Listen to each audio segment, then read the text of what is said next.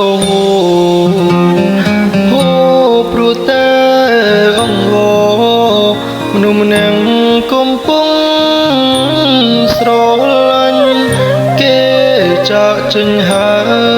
យដេញឡើយជុំអ្នកចោចាញ់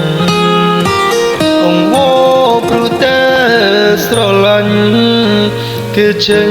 គ្មានថ្ងៃត្រឡប់មិន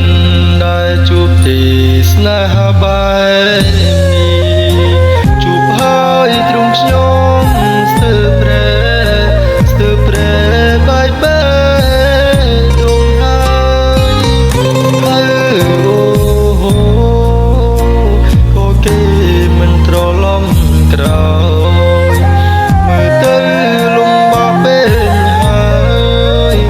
ត្រឹមត្រូវមិនដឹងនោះទេ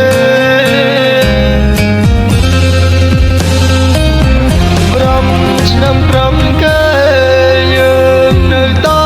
ស្គាល់គ្នាមិនច្បាស់ចិនគេប្រែលឿនខ្លាំងណាស់ដូចរុនទាំងណែងមុនតួគេធ្វើទៅរួយទុំរូបបងដូចជាស្រមោហេតុអ្វីគេđãចិត្តចូលស្នេហាគ្រប់តែកំសត់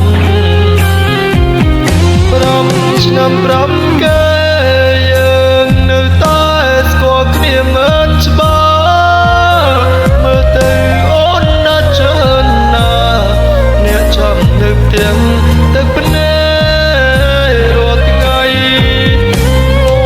អបជួបទ្រូងបាយដែលជើសុំស្នាមមេដៃបងអើយទៅស្រីហើយក្រោយមានថ្មីជួបតែ